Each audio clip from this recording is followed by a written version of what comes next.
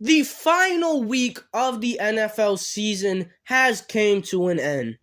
It's sad, I've had a lot of fun with the season and it's almost over. But that's all right because we got the playoffs up and I'm going to make a lot of playoff content. But before I talk about anything playoff related, I want to make my final weekly reactions of the season. So that is what I am doing. It's been my week 18 reactions. It's been a great season. Let's get straight into it. And because it's my last weekly regular season video, I figured I might as well go over my predictions.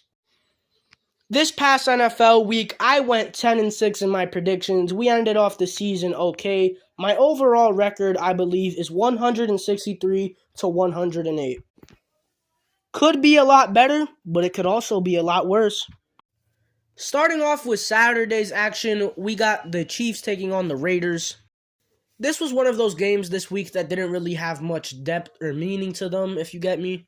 I mean, it kind of had some meaning because the Chiefs had to win to get the first seed, but we all knew they were going to beat this Raiders team. And they did just that and more. They completely embarrassed the Raiders. They beat them 31-13, and it got to the point where the Chiefs were playing Ring Around the Rosie while coming out of the huddle. I'm not joking. This was an ass whooping. The Chiefs bent the Raiders over their laps and started spanking them. That's how you can describe this game, and unfortunately because of this, the Chiefs got a Mickey Mouse first seed. Yeah, that's all I could really say about this game because the way I described it is literally exactly how it went. Raiders, you let America down by letting the Chiefs become a Mickey Mouse first seed. Jaguars vs. Titans. Winner becomes the AFC South champion. This was a pretty fun game for the most part. It definitely did have some points in this game where it did feel kind of slow and dry. But once we got late into this game, especially in the fourth quarter, it became really intense and you started to really feel the stakes in this game. This was for the division. Whoever won this game would win the AFC South and would host a playoff game. And you really started to feel that tension kind of build towards the end of this game, and it really made it feel like really important. To be honest, for most of the game, no team really got the upper hand on each other. It was really even throughout the entire game. It was close. And in games like that, all you need is that one play to give you that separation that you need. And the Jaguars got that play. The sack fumble late in the fourth quarter, although a lot of people said it wasn't a fumble, to me it looked like a fumble. Josh Allen picked it up and ran the rest of the way and got a fumble 6. And like I said, that was the play that gave the Jaguars that separation that they needed to give them some comfort in this game. And with the remaining time left in the game, the Jaguars were able to close it out and pull off an absolute nail-biter of a win. I gotta say, the Titans, they played hard, especially Joshua Dobbs. You look at the stats, it doesn't look like he did very great, especially when you consider the 2 fumbles he had in this game. I'm pretty sure it was 2 fumbles. But watching this game, you could tell that he wanted to win. On a Titans offense where he doesn't have much help, doesn't have a lot of viable weapons, he tried to will them through this game, and he almost succeeded. So all credit due to Joshua Dobbs. But unfortunately, the Titans were too banged up. They just lack a lot of fire in their team, and the Jaguars pull off the win. And I gotta say, I'm happy the Jaguars won because I think they will put together a lot more entertaining of a game than the Titans would. So the Titans season is over, and the Jaguar season gets to continue. Browns vs. Steelers. This was a huge game for the Steelers heading into Sunday. The Steelers had a chance to clinch a playoff berth if they won this game and both the Dolphins and Patriots lost their games. And the Steelers, they delivered on their end of things. They won this game very convincingly. They looked really good out there. Kenny Pickett continued to play very well. Najee Harris was kind of looking like his 2021 self. George Pickens was doing great things, and that defense, man, oh my God, that defense. The Steelers will always have a good defense no matter what.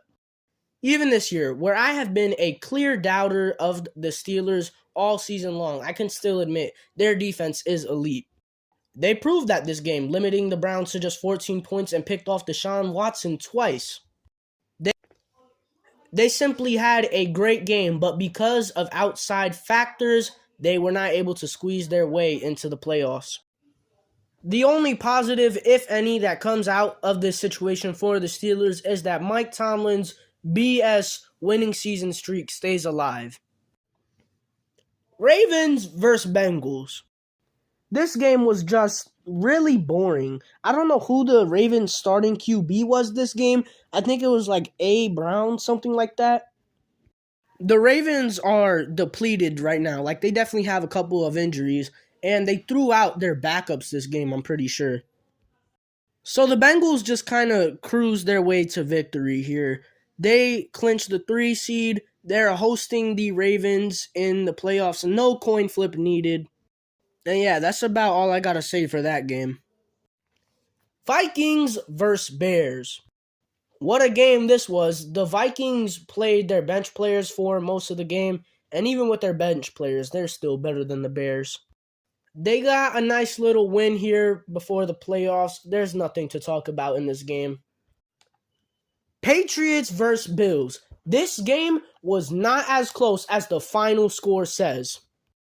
The Patriots honestly played really good this game, outside of a few plays here and there. Interceptions, blown coverages, which are obviously huge mistakes that give up scores to the other team. But other than those plays, they were honestly pretty even with the Bills here. But their special teams cost them this game, and you do not hear that often in the NFL. And when I say special teams, I don't mean the kicker, I don't mean the punter was not punting the ball well. Their special teams kickoff return coverage was horrible. We all know the story. First play of the game, first play since the Damar Hamlin incident. The Bills receive the kickoff. Nyheim Hines takes it 96 yards down the field. Incredible moment. But then it happened again. I know it was in the second half. I don't know if it was in the third or fourth quarter, but I know it was in the second half. Nyheim Hines takes it to the house again, this time like 100 yards. So if you can do math, that is obviously 2 scores that the Bills got off of kickoffs. How much did the Patriots lose by? About 2 scores. And yeah, I know it's more to this game than just 2 kickoff returns. If Mac Jones didn't throw 3 interceptions, which by the way, most of those interceptions were not his fault, but if those didn't happen, if that one cornerback didn't get burnt every play, the Bills just played a cleaner game of football. Obviously, they got some help from the 2 kickoff returns, and they win this game. This was a game where the team that made less mistakes won.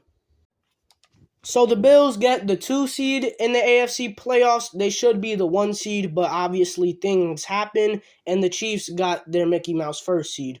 All this means is that the Bills got to work harder, and if there's any team in the NFL that I got to count on to work harder, it's the Bills. And also, the Patriots got eliminated from the playoffs due to this loss, but I don't think anybody is upset about that.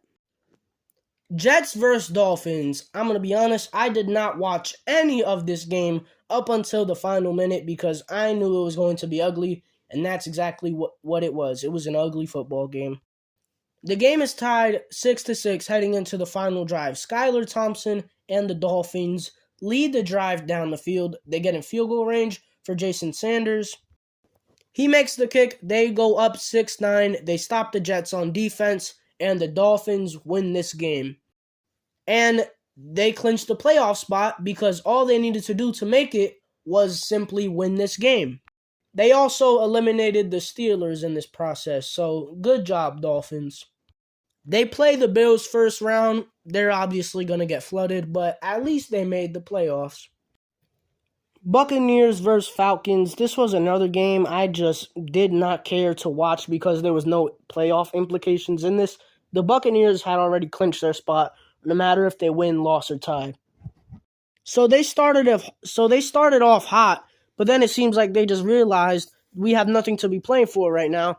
They put in their backups. The Falcons win this game 30-17. Who cares? The Buccaneers are 8-9 and in the playoffs. That is a disgrace.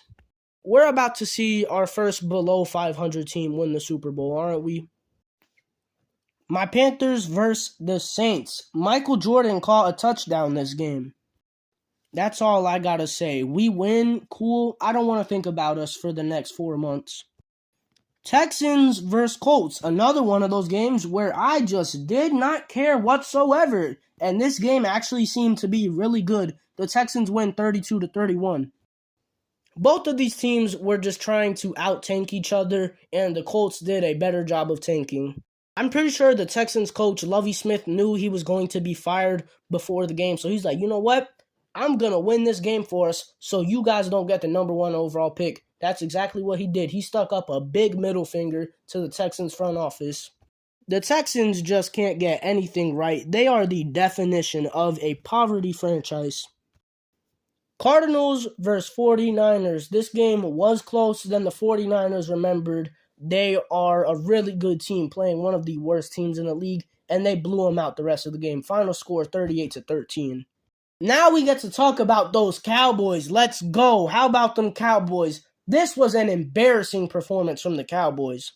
Oh my God, watching this game, because that's what I decided to do. I know, horrible decision. The Cowboys just could not do anything. Their defense was pathetic, especially their run defense.